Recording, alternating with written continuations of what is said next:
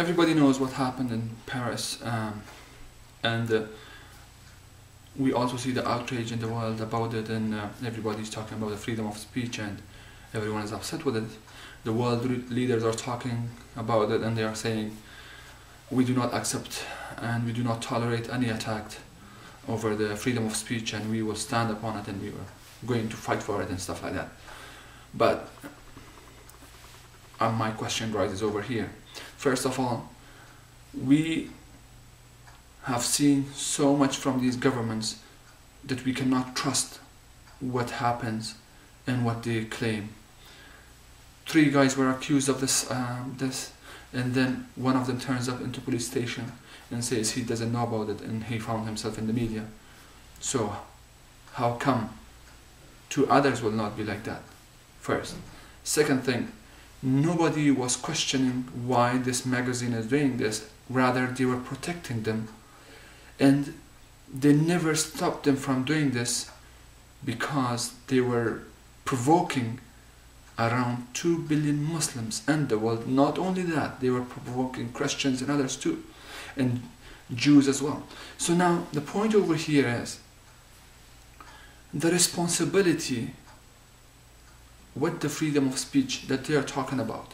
When in the UK, one Muslim guy who calls upon the British soldiers who are committing atrocities in Afghanistan and call them to go to hell, and he goes to jail because the judge says with freedom of speech comes responsibility. Then how come over here with this magazine there was no responsibility called upon? No one was stopping these guys. Rather, they were protecting them, promoting them, supporting them. So now, is this standard just for Muslims? That even you cannot speak against it over the social media, and then when someone else is running a whole business over this, insulting people, playing with their emotions, then you have no problem.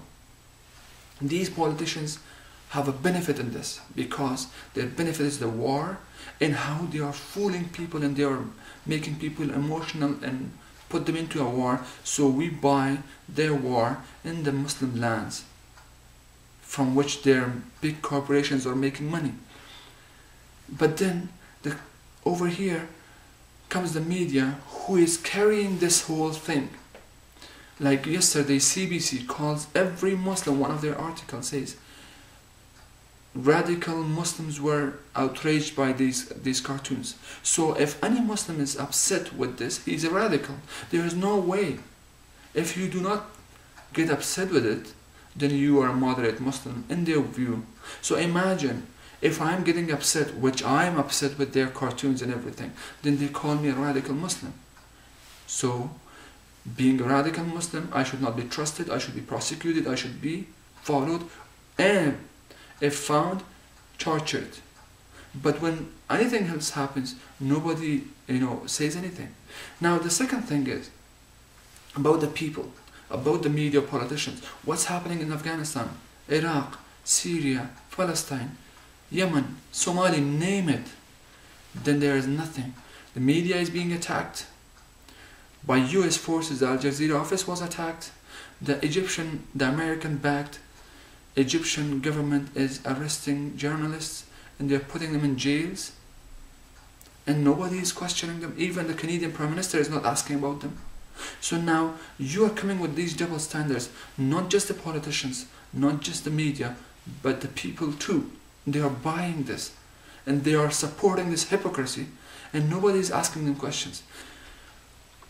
Over my protests against this report on CBC calling every Muslim who is upset with this cartoon a radical, I received hundreds of tweets cursing me and using bad words against me just because I protested this.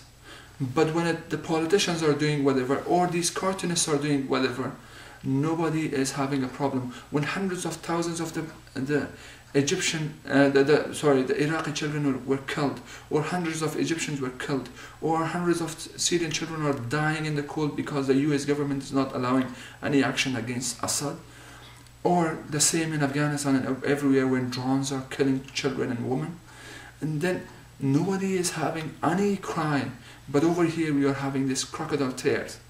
Isn't it not double standard, or we call it hypocrisy? You have to ask these questions from yourself, and then we can come to a conclusion. We have to stop these governments who are promoting hatred amongst humanity, so we hate each other and we kill each other. Thank you very much and have a good day.